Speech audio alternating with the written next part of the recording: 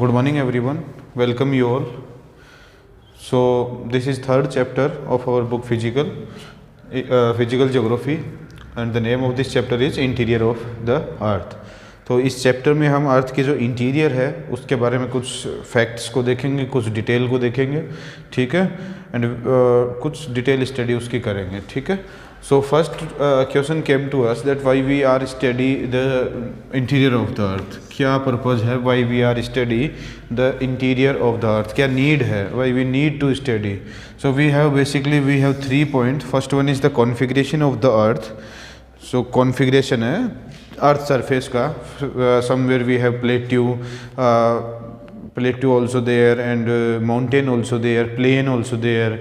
Okay, so the configuration of the earth surface is the resultant of the processes. Okay, resultant है of the processes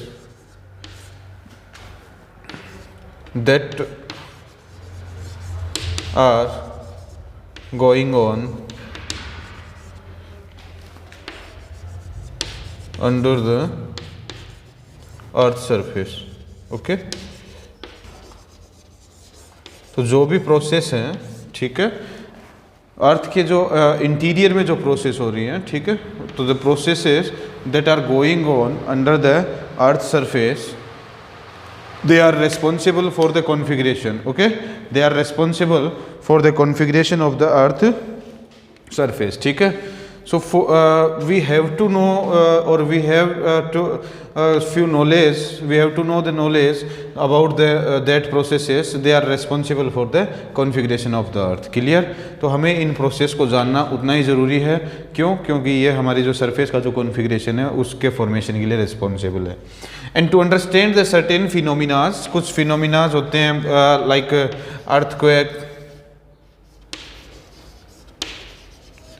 earthquake, volcano, tsunami, volcanism. Okay, so to understand these phenomena we have to study the interior of the earth. Clear? Then third point is the endogenic and the exogenic forces. So these are the two forces which are responsible for the construction and the destruction over the earth. Endogenic forces are the constructive in nature and they are going on under the in surface of the earth, and the exogenic forces are responsible for the destruction. Okay, they always try to make the plane, okay, of the earth surface. So earth surface को plane करने का हमेशा exogenic forces work करते हैं and they are going over the surface. Okay, surface के ऊपर जो work करते हैं, for example water, glacier, wind and oceanic waves and oceanic currents are there. So endogenic and exogenic processes, there are two type of the process which we have to understand, which तो इनके बारे में हमें knowledge होना ज़रूरी है. So for these three reason we have to study the interior of the earth. Okay, तो ये तो हुआ कि हम क्यों अर्थ के इंटीरियर को स्टडी कर रहे हैं. नेक्स्ट जो हमारे पास जो है कि what are the sources. Okay, what are the sources of the information about the, कि हमें कहाँ से इंफॉर्मेशन मिल रही है about the interior of the earth. Clear? So sources to study the interior. Sources to study the interior. Clear? Sources क्या हैं, interior क्या है, इंटीरियर को स्टडी करने के लिए सोर्सेज क्या होंगे. तो देखिए, we have two type of the sources. First one is the direct source and second one is the indirect source. Direct source and second one is the indirect source.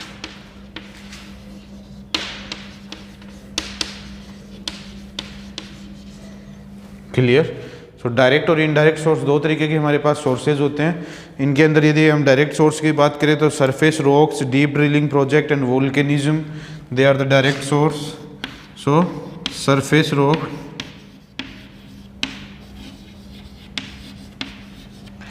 surface rocks deep drilling project,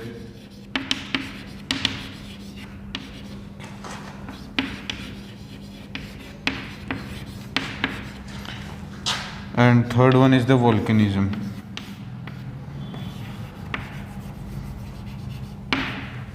Okay, so there are three type of the direct source: surface rock, deep drilling projects, and volcanism. Second, indirect source, so meteors is the indirect force. Then gravity anomaly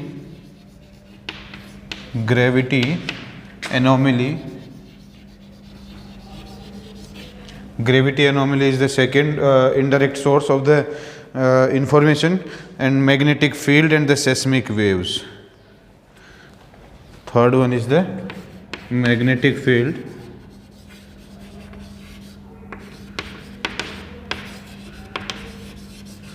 and last is the seismic waves.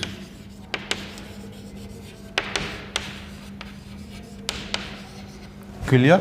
So there are the four type of the sources. They provide indirect information and these three sources provide direct information. Okay, तो first one is देखिए surface rocks. तो surface rock जितने भी हैं उन पे हम experiment कर सकते हैं. ठीक है, तो सरफेस रॉक हमारे पास अवेलेबल है एक material, so this is direct source. Okay, and surface rock का जो कंपोजिशन होगा उस बेस पे हम अजम्पशन कर सकते हैं, प्रिडिक्ट कर सकते हैं कि जो इंटीरियर है रॉक में उसमें भी कैसे मटेरियल अवेलेबल है. Then deep drilling projects, so there are two type of the two projects: integrated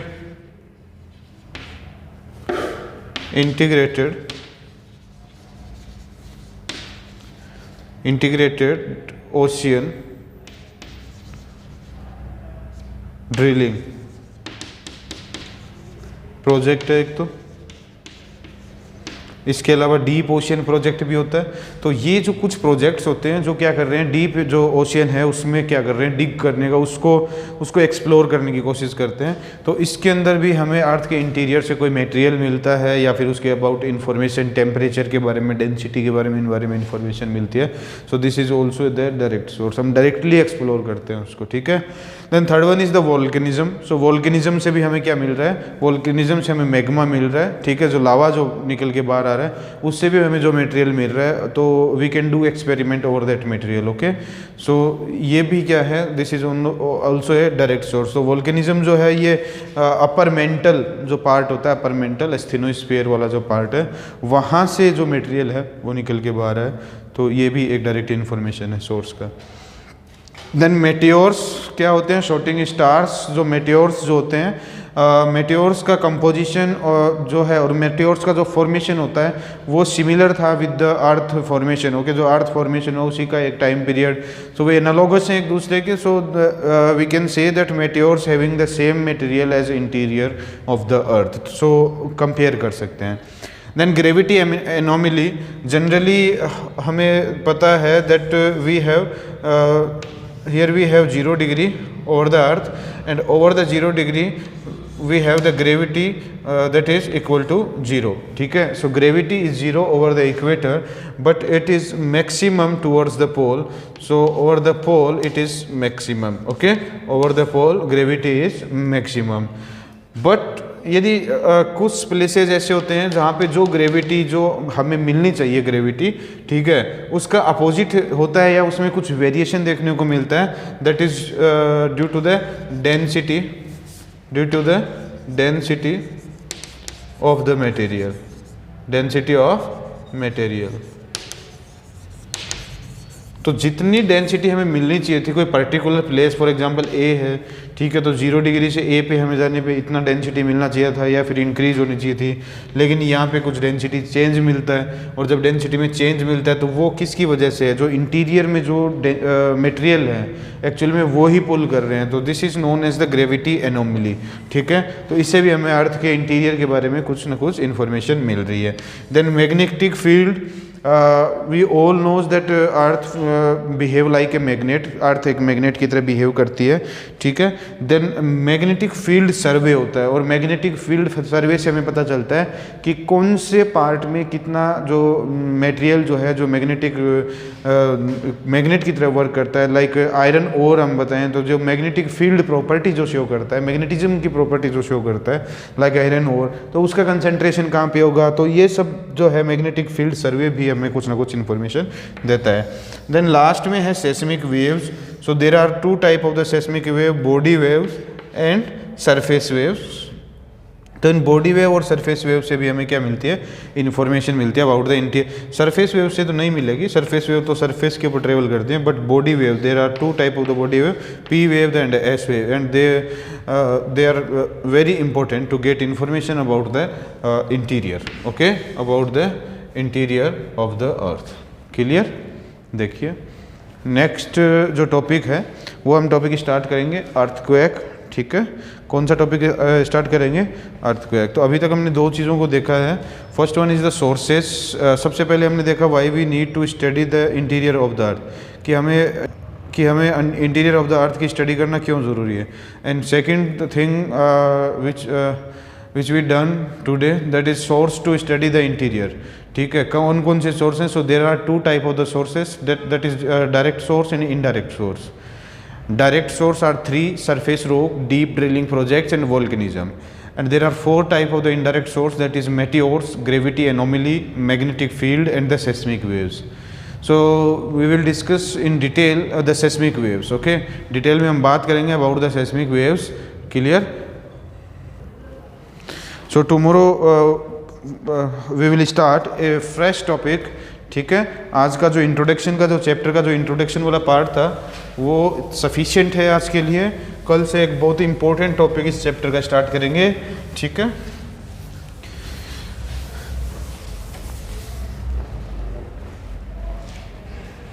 तो कल हम एक टॉपिक स्टार्ट करेंगे अर्थक्वेक,